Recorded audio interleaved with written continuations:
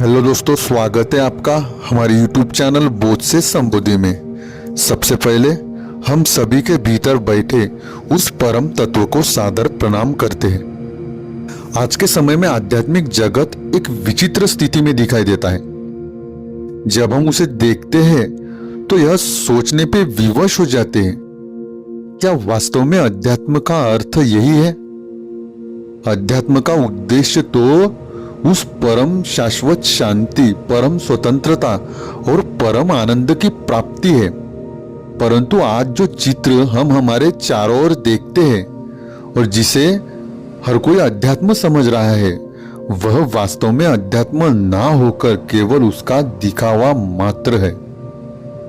परम शांति, परम स्वतंत्रता और परम आनंद की विपरीत स्थिति में आज हम अध्यात्म के क्षेत्र को देखते हैं।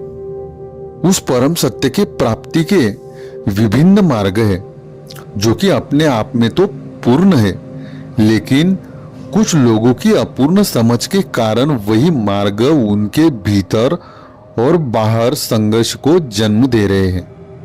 कोई केवल भक्ति को ही सर्वोत्तम मानता है, कोई केवल ज्ञान को ही अंतिम सत्य तक पहुंचने का साधन कहता है, कोई केवल योग या कर्म की श्रेष्ठता के ही ढोल पीटता है, या अन्य जो भी मार्ग उस परम सत्य की प्राप्ति के लिए आज तक खोजे गए हैं, वह भी समय समय पर अपनी श्रेष्ठता को सिद्ध करने में ही लगे रहते हैं। और जो स्वयं को तर्कशील या रैशनल मानते हैं, वे बाकी सबको अंधविश्वासी या पाखंडी कहकर एक्सपोज करने में लगे रहते हैं। यह जो प्रवृत्ति हमें देखने को मिलती है, यह विरोध, संघर्ष, उपहास और अहंकार को और बढ़ाती है। परिणाम स्वरूप अध्यात्म या आध्यात्मिक साधना का जो मूल उद्देश्य है, जो कि है आत्म परिवर्तन और संपूर्ण समर्पण, वह पीछे छूट जाता है। यह आज के इस दौर में एक गहरी समस्या के रूप में उभर कर सामने आ रहा है। हर कोई यह मानकर चलता है कि जो मार्ग उसके लिए उपयुक्त है, वही सभी के लिए उपयुक्त होना चाहिए।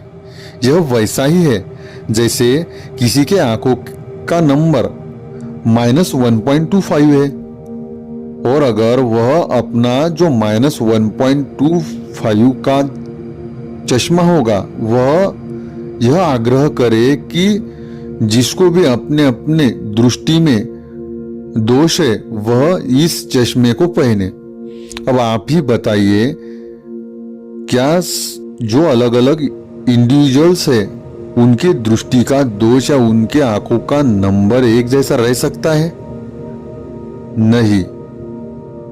जिसका नंबर -1.25 होगा, उसके लिए तो वह चश्मा परफेक्ट सिद्ध होगा, उसका विजन उससे नॉर्मल हो जाएगा। लेकिन अगर किसी के आंखों का नंबर 2 होगा, तो क्या वह -1.25 वाला चश्मा लगाकर नॉर्मल तरीके से देख पाएगा?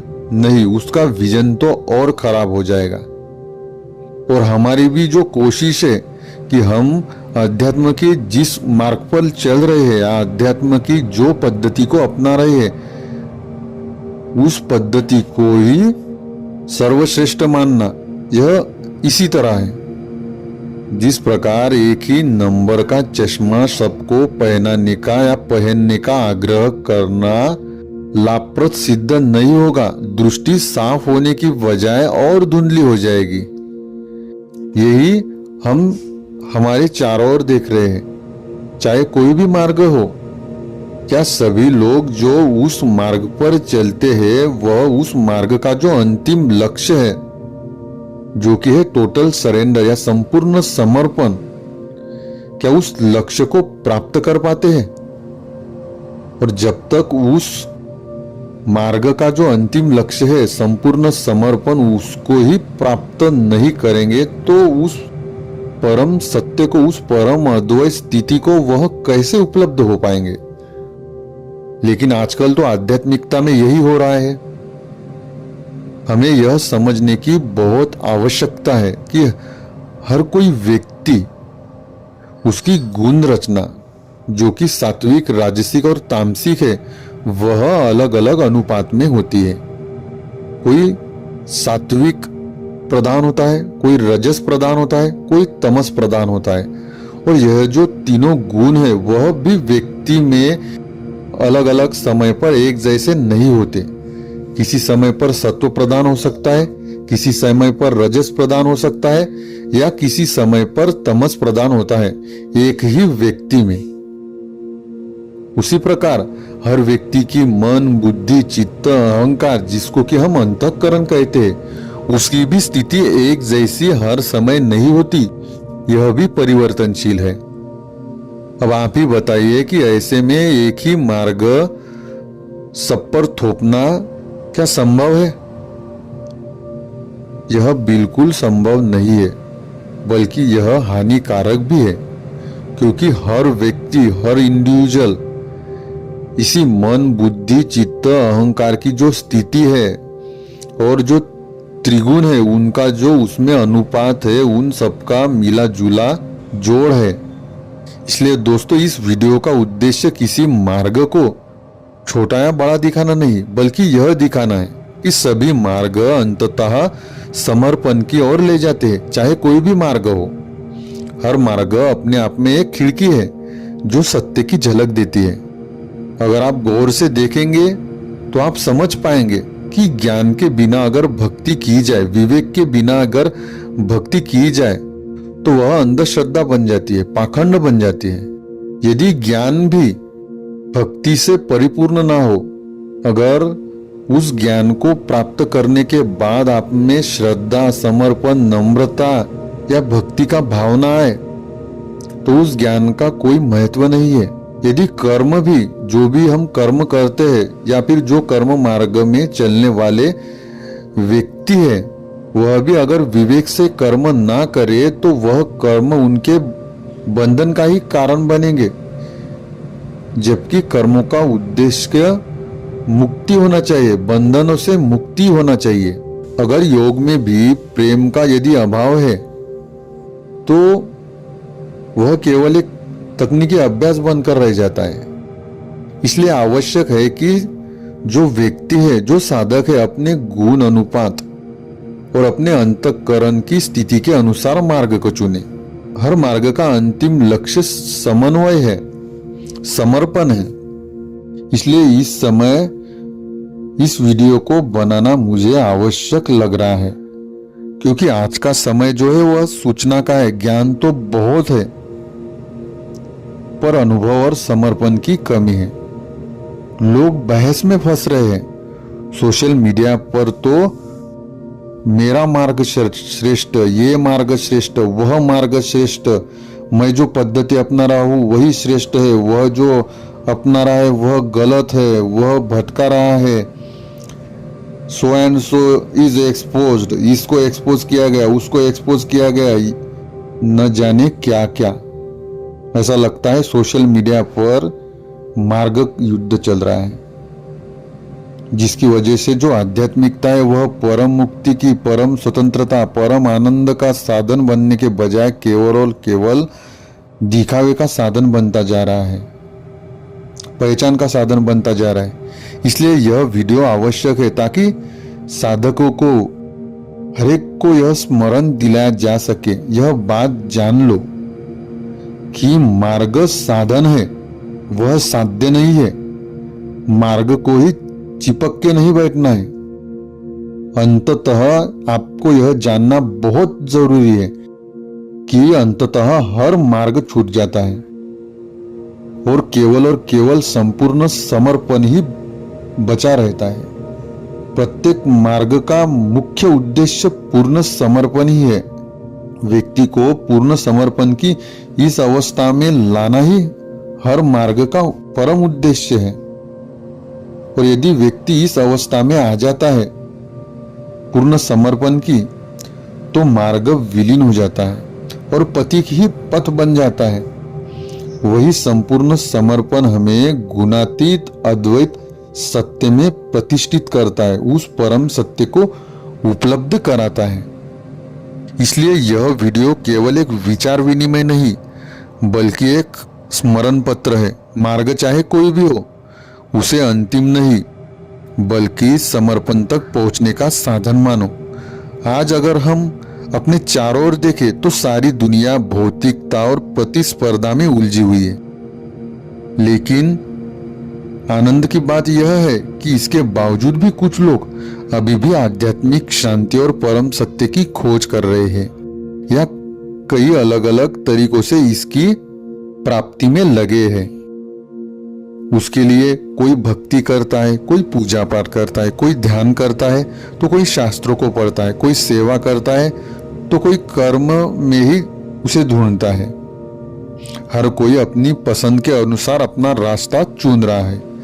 या तो यह उसका सचेत निर्णय हो सकता है या फिर अचेतनता में उठाया गया कोई कदम हो सकता है। दोस्तों, अध्यात्म एक पथहीन भूमि है, अर्थात वहां कोई एक मार्ग नहीं है। पथहीन मतलब वहां पर पहुंचने का कोई पथ ही नहीं, ऐसा आप अर्थ कृपया ना ले। इसका केवल यही अर्थ है कि वहां कोई एक मार्ग नहीं, वहां पहुंचने के लिए असंख्य मार्ग है। प्रत्येक का मार्ग अद्वितीय और यूनिक है। इस एक सत्य को तभी अनुभव किया जा सकता है जब कोई व्यक्ति चेतना की अद्वैत अवस्था को प्राप्त कर लेता है, क्योंकि अस्तित्व के इस केंद्र पर हम जो कुछ भी कर रहे हैं वह उन सबसे परे है। हम स्वयं को अकर्ता भाव में स्थापित कर लेते हैं। अगर हम उस शाश्वत केंद्र को प्राप्त करते हैं तो यह शून्यता की अवस्था है जिसकी भाषा मौन है। यह अहंकार रहित अवस्था है जहां अहंकार की कोई गुंजाइश नहीं है। अहंकार का पूर्ण विलय है जहां व्यक्ति उस अद्वैत केंद्र में विलीन हो जाता है।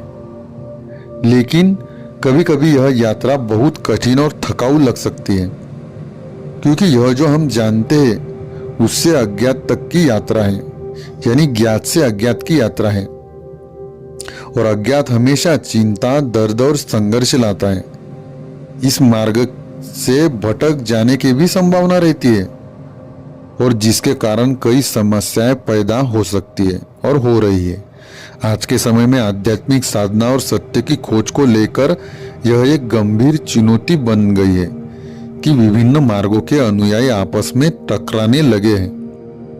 जैसे भक्ति मार्ग, ज्ञान मार्ग, कर्म मार्ग, योग मार्ग आदि के अनुयायी आपस में संघर्ष करने लगे हैं। हर कोई अपने मार्ग को ही सर्वोच्च मानकर चलता है और दूसरों को उसी चश्मे से देखने की जिद करता है।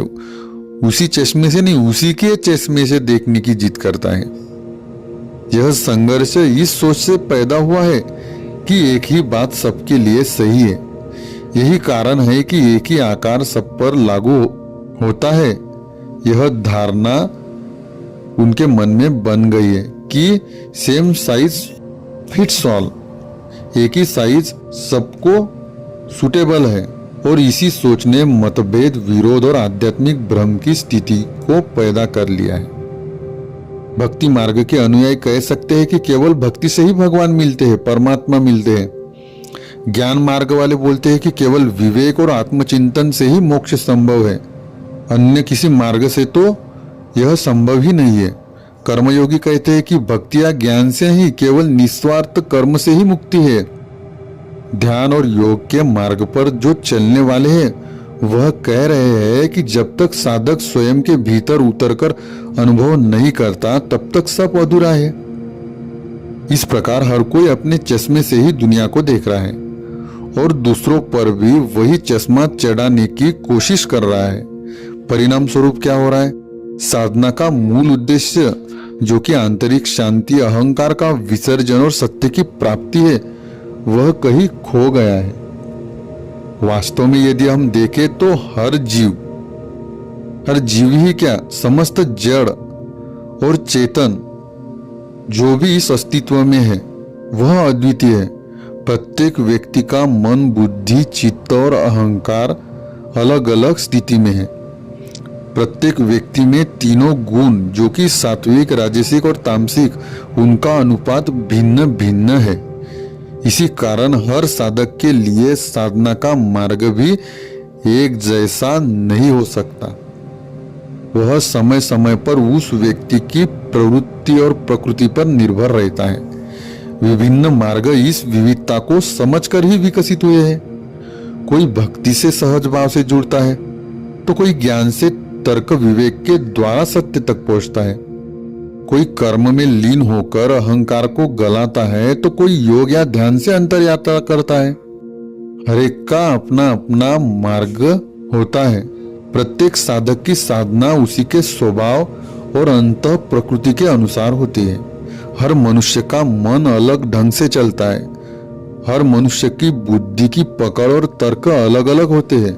हर मनुष्य का चित्त अलग अलग संस्कार और वासनाओं से मिलकर बना होता है। साथ ही हर मनुष्य के अहंकार की जड़ें भी भिन्न होती है। साथ ही इस संपूर्ण अस्तित्व में हर व्यक्ति और हर वस्तु, चाहे वह सजीव हो या निर्जीव, उन चीजों में हमने जो त्रिगुण कहे हैं, सात्विक, राजसिक और तामसिक, उनका अनुपात भी अलग अलग होता है। और इन तीनों गुणों का अलग अलग अनुपात ही उस व्यक्ति की प्रकृति, प्रवृत्ति और व्यवहार के लिए जिम्मेदार सिद्ध होता है। यही कारण है कि कोई भक्ति की ओर सहज खिंच जाता है तो कोई ध्यान की ओर, कोई सेवा की ओर तो कोई अध्ययन और ज्ञान की ओर। इस प्रकार मनुष्य के साथ साथ निर्जीव वस्तुएं और सजीव प्राणी भी इन गुणों से प्रभावित होते हैं। अतः प्रत्येक मनुष्य इन तीनों गुणों के विभिन्न अनुपात के साथ साथ मन, बुद्धि, चित्त और अहंकार की एक अवस्था का अंतिम प्रोडक्ट है। और इसी ने हर एक व्यक्ति को अद्वितीय बना दिया है। लेकिन ओशो की एक पुस्तक बुद्धत्व के मनोविज्ञान में मैंने पढ़ा था कि मनुष्य के साथ अचेतन विकास की जो प्रक्रिया थी वह समाप्त हो चुकी है और मनुष्य के साथ ही सचेतन विकास शुरू हो गया है। मनुष्य को दो या अधिक संभावनाओं में से चुनाव करने की जो क्षमता प्राप्त हुई है वह मानव को प्राप्त हुआ सबसे बड़ा उपहार है। और यही उपहार अंततः उसे परम स्वतंत्रता और चेतना की उस अंतिम अवस्था जिसको कि हम बुद्धत्व, संबोधि या समाधि कहते हैं, उस तक पहुंच सकता है। और यह अवस्था कमल की तरह है, चेतना के फूल का परम खिलना है। अतः मनुष्य के सामने जो भी आता है या मनुष्य अपने जीवन में वह जिस भी स्थिति में आज इस क्षण में, यानी उसके आसपास वह जिन जिन लोगों को देख रहा है या जिन स्थानों पर आज वह है या जिस स्थान पर आज वह है, वह अपने आसपास जिन वस्तुओं को देख रहा है या जिन स्थितियां या परिस्थितियों को देख रहा है, मनुष्य को उनके बीच चयन करने और विकास की ओर बढ़ने की स्वतंत्रता होती है। अतः इस संपूर्ण अस्तित्व में विद्यमान प्रत्येक व्यक्ति अतीत में उसके द्वारा किए गए चेतन या अचेतन, कॉन्शियस या अनकॉन्शियस डिसीजंस का अंतिम परिणाम है। इस प्रकार सचेत विकल्पों को चुनने के इस उपहार के साथ साथ मनुष्य स्वयं के बारे में जागरूक हो सकता है, स्वयं के बारे में इंक्वायरी कर सकता है और आत्म साक्षात्कार को प्राप्त हो सकता है। लेकिन आज तक कुछ ही मनुष्य को आत्मज्ञान प्राप्त हुआ, सभी को अस्तित्व के परम सत्य का एहसास हुआ, ज्ञान प्राप्त हुआ या बुद्धत्व प्राप्त हुआ, ऐसा नहीं है।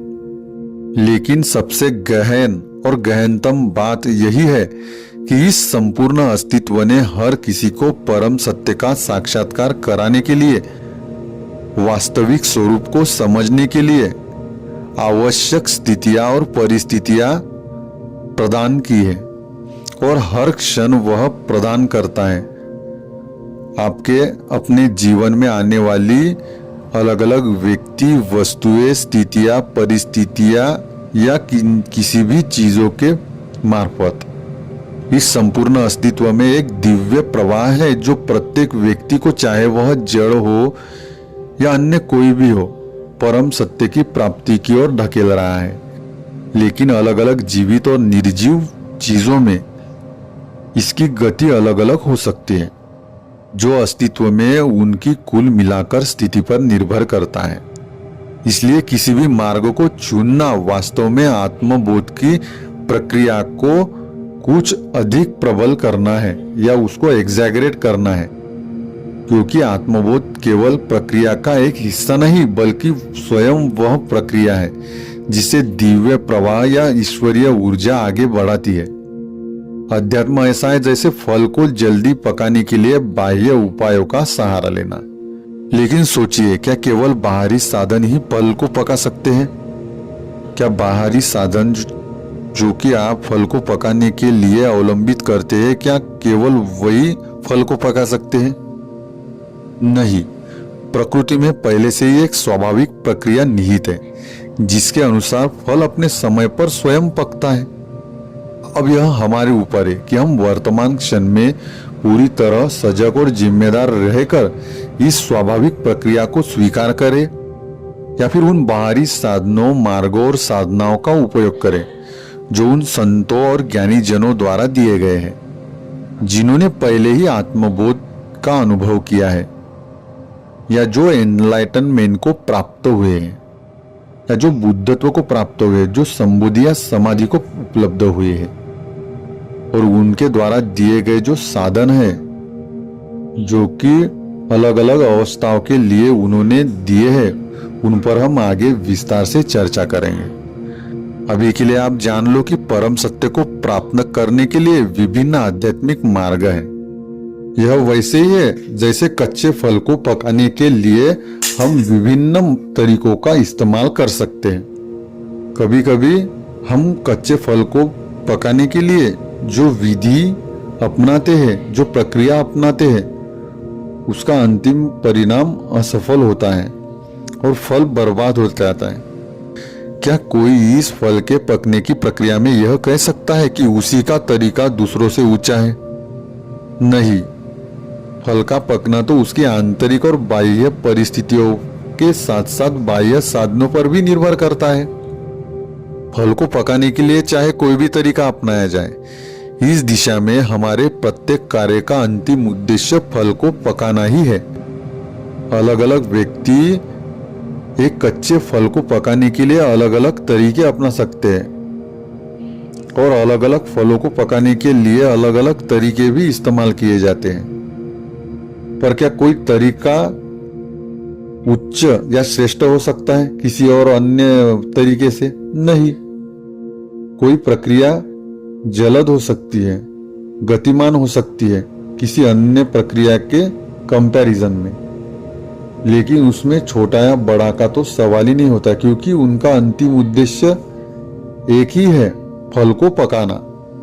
वैसे ही जो अध्यात्म में मार्ग दिए गए हैं उस परम सत्य को, उस परम अद्वैत को प्राप्त करने के लिए वह अलग अलग है। तो इसका मतलब यह नहीं है कि इसमें से कोई मार्ग श्रेष्ठ है और कोई मार्ग निम्नतम है। नहीं, इसमें श्रेष्ठता या निम्नता का तो सवाल ही नहीं उठता, क्योंकि हर मार्ग का अंतिम उद्देश्य, अंतिम लक्ष्य एक ही है, उस परम अद्वैत को उपलब्ध होना, उस परम समर्पण का, संपूर्ण समर्पण का बीजारोपण करना। इसलिए आध्यात्मिक मार्ग का चुनाव करना ऐसा है जैसे जीवन में आत्मबोध की प्रक्रिया को एक तेजी देना। आत्मबोध या आत्म साक्षात्कार कोई बाहरी उपलब्धि नहीं बल्कि हमारे भीतर ही घटने वाली एक आंतरिक यात्रा है। यह यात्रा स्वाभाविक रूप से चल रही है क्योंकि यह प्रकृति और परमात्मा के नियमों के अनुरूप है। उदाहरण के लिए जैसे एक कच्चा फल अपने समय पर धीरे धीरे पकता है, अगर हम चाहे तो कृत्रिम साधनों से उसे जल्दी पका सकते हैं, लेकिन उस फल में पकने की क्षमता पहले से ही विद्यमान होती है। उसी प्रकार मनुष्य के भीतर आत्मबोध या संबोधि को प्राप्त करने की संभावना पहले से ही मौजूद है।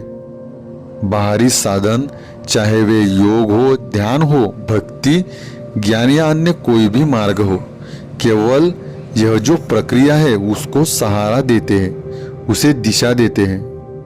लेकिन अंतिम निर्णय हम पर निर्भर करता है। हम चाहे तो पूरी तरह वर्तमान में जीकर जागरूक और जिम्मेदार रहकर आत्मबोध की इस प्राकृतिक गति को स्वीकार करे और प्रवाह के साथ बने रहे, वर्तमान में पूरी तरह उपस्थित रहकर, या फिर उन साधनों का प्रयोग करे जो महान आत्माओं और ऋषियों द्वारा हमें दिए गए हैं, उपलब्ध कराए गए हैं, या फिर जो उस परम संबोधि को या बुद्धत्व को या समाधि को उपलब्ध हुए हैं, उस परम सत्य को उपलब्ध हुए हैं, उन्होंने जो मार्ग हमें दिए हैं उन मार्गों का अवलंब करें। यह जो उस परम सत्य तक पहुंचने की जो प्राकृतिक अवस्था है, स्वाभाविक जो अवस्था है, स्वाभाविक जो प्रवाह है, उसको गतिमान करना है इन मार्गों का अवलंब करके। लेकिन आप जो भी चुने वह आपका सचेतन चुनाव होना चाहिए। तभी और केवल तभी आप अपनी वर्तमान स्थिति या अस्तित्व की स्थिति के संबंध में प्रगति कर सकेंगे या विकास कर सकेंगे। इसलिए अध्यात्म केवल साधनों का उपयोग भर नहीं, बल्कि यह समझना भी है कि असली शक्ति हमारे भीतर पहले से ही विद्यमान है। साधन केवल हमें यह स्मरण कराते हैं और हमें उस आंतरिक सत्य की ओर ले जाते हैं। इसलिए किसी भी मार्ग को चुनना वस्तुतः आत्मबोध की प्रक्रिया को और एग्जैगरेट करना है और गतिमान करना है। आत्मबोध केवल यात्रा का एक अंश नहीं, बल्कि वह यात्रा ही है जिसे दिव्य प्रवाह निरंतर आगे बढ़ा रहा है। और जो विभिन्न आध्यात्मिक मार्ग है वह कुछ इस प्रकार से है जैसे फल को शीघ्र पकाने के लिए बाहरी साधनों या मार्गों का सहारा लेना। परंतु विचार कीजिए, क्या केवल बाहरी साधन ही फल को पकाते हैं? नहीं। उसी प्रकार केवल मार्गों का अवलंब करके ही वहां तक पहुंचा जा सकता है ऐसा नहीं है। मार्गों में अगर प्रतिपल में हम सचेतन तौर पे चुनाव नहीं कर रहे हैं, जागरूक नहीं है, सचेत नहीं है, अचेतनता में है, बेहोशी में है, तो कोई भी मार्ग आपको सत्य को उपलब्ध नहीं करा सकता। क्योंकि मार्ग तो अपने आप में परिपूर्ण होता है। क्योंकि मार्ग हम तभी कह सकते हैं जिसकी की कोई शुरुआत है, जो कि आपको उसके अंतिम गंतव्य तक पहुंचाता है। मार्ग तो अपने आप में परिपूर्ण हो सकता है, लेकिन वह किस बात पर निर्भर करेगा? कौन उस मार्ग पे चल रहा है, उसकी स्थिति क्या है। अगर आपको समझो एक जगह से दूसरी जगह जाना है, समझो आपको पुणे से मुंबई जाना है, और अगर आपके पास कार है तो आप कार से पुणे से मुंबई जाएंगे। अगर आपके पास कार नहीं है तो आप ट्रेन से भी जा सकते हैं, आप टू व्हीलर से भी जा सकते हैं, आप साइकिल से भी जा सकते हैं, और अगर साइकिल भी आपके साथ ना हो तो आप पैदल भी जा सकते हैं। तो अगर कार से जाने वाला अगर जल्दी पहुंचता है, और समझो फ्लाइट से भी जा सकते हैं, तो अगर फ्लाइट से जाने वाला पुणे से मुंबई जल्दी पहुंचे तो क्या वह कह सकता है कि फ्लाइट से ही सभी ने जाना चाहिए, फ्लाइट से जाना ही सर्वोत्तम मार्ग है क्योंकि वह जल्दी पहुंचा देता है? नहीं। फ्लाइट से जाने की जिसकी आर्थिक क्षमता होगी वही फ्लाइट से जा पाएगा। जिसकी क्षमता कुछ कम होगी वह ट्रेन से जाएगा, या फिर सुविधा जिसकी जिसमें होगी वह उस मार्ग का अवलंब करेगा। तो अंतिम गंतव्य तो एक ही है, मुंबई को पहुंचना। तो इसमें कोई भी मार्ग जो हम इस्तेमाल कर रहे हैं, पैदल जाना या साइकिल से जाना या ट्रेन से जाना या कार से जाना या फ्लाइट से जाना, इसमें कोई भी एक दूसरे से बड़ा या छोटा मार्ग नहीं है। मार्ग तो कोई भी हो सकते हैं। अंतिम लक्ष्य क्या है वह जरूरी है। क्या वह आपको अंतिम लक्ष्य तक पहुंचाता है या नहीं पहुंचाता है? आपकी अपनी स्थिति का आकलन बहुत जरूरी है, और उस आकलन या अपनी स्थिति के अनुसार ही, अपनी स्वाभाविक प्रवृत्ति या प्रकृति के अनुसार ही हमें मार्ग का चुनाव करना चाहिए। अन्यथा हम भटक सकते हैं, हम गंतव्य तक ना पहुंचकर कहीं और ही भटक सकते हैं। और यदि अगर किसी मार्ग का अवलंबन आपको करना भी नहीं है, तो यह जो अस्तित्व है ना, वह वास्तव में एक मंच है जिस पर दिव्य शक्ति प्रत्येक वस्तु, प्रत्येक प्राणी को पूर्ण समर्पण की अवस्था तक ले जाने का प्रयास कर रही है, निरंतर प्रयास कर रही है, किंतु वह प्रयास कर रही है यह कहना भी पूर्णतया सही नहीं है। यह सब उस शक्ति द्वारा ही किया जा रहा है, ऐसा भी नहीं है, बल्कि यह तो समय के प्रत्येक क्षण में स्वयं विकसित होती है, सेल्फ रिवीलिंग होती है।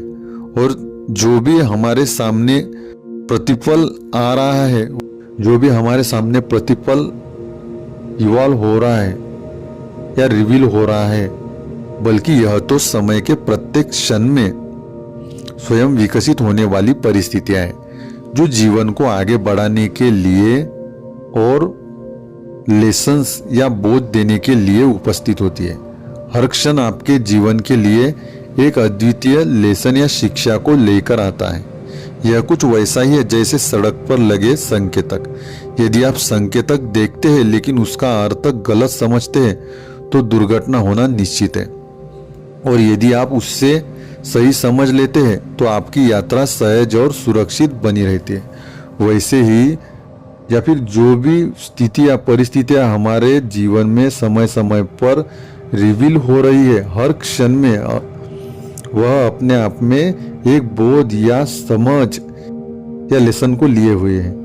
और यदि हम उस स्थिति या परिस्थिति से सही समझ या सही बोध या सही लेसन को ग्रहण ना करें तो हम भटक जाएंगे। जीवन में भी यही नियम लागू होता है। यदि आप हर परिस्थिति से सही सीख लेते हैं, चाहे वह कितनी भी कठिन क्यों ना हो या आपको कितनी भी कठिन क्यों ना लगे, तो आपको उसका फल जरूर मिलेगा और आप आत्मबोध की उस स्वाभाविक धारा के और निकट पहुंच जाएंगे। लेकिन यदि आप राइट लेसन नहीं सीखते, सही बोध को प्राप्त नहीं करते, तो आप उस धारा से दूर हो जाते हैं और उसका परिणाम आपको भुगतना पड़ता है। यह फल मिलना या दंडित होना किसी सत्ता द्वारा थोपा जा रहा विधान नहीं, बल्कि यह जीवन का स्वाभाविक आत्म प्रकटीकरण है। जीवन स्वयं ही आपको दिखाता है कि आपने सही दिशा पकड़ी है या गलत दिशा पकड़ी है। तो क्या मार्गों में संघर्ष हो सकता है? आध्यात्मिक दृष्टि से यदि हम देखें तो मूलतः कोई भी मार्ग एक दूसरे के विरोध में नहीं है। सभी मार्ग उसी सत्य की ओर इशारा करते हैं, बस उनके साधन, भाषा, दृष्टिकोण अलग अलग होते हैं। जैसे नदियां अलग अलग दिशाओं से बहकर अंततः समुद्र में मिल जाती है, वैसे ही विभिन्न मार्ग अंततः आत्मबोध और दिव्य प्रवाह में विलीन हो जाते हैं। संघर्ष तभी दिखता है जब साधक बाहरी स्वरूप पर अटक जाता है और आंतरिक सार को ग्रहण नहीं कर पाता, आंतरिक सार को नहीं पकड़ पाता। यदि कोई कहे मेरा ही मार्ग श्रेष्ठ है, अन्य सब व्यर्थ है, तो यह अहंकार और सीमित दृष्टि का परिणाम है। और जब तक दृष्टि सीमित है हमको भेद दिखाई देंगे, और जब दृष्टि व्यापक होती है तो सभी मार्गों की अंतर्निहित एकता प्रकट होती है। तो इसीलिए यह जो मेरा ही मार्ग सर्वश्रेष्ठ है, यह जो कहना है, यह उस मार्ग के अंतिम लक्ष्य तक आपको पहुंचाने के बजाय आपको और भटका देने वाला ही सिद्ध होता है। यह एक बहुत ही महत्वपूर्ण वीडियो है, और इसी same size doesn't fits all, यह जो वीडियो श्रृंखला है, इसके सभी वीडियो को देखें। आज के लिए इतना ही। बने रहे हमारे साथ आपके अपने YouTube चैनल बोध से संबोधि में। अगर आपने हमारे चैनल को अभी तक सब्सक्राइब नहीं किया है तो सब्सक्राइब जरूर करें, साथ ही बेल आइकन को जरूर दबाएं ताकि आने वाली वीडियोस की नोटिफिकेशंस आपको सबसे पहले प्राप्त हो।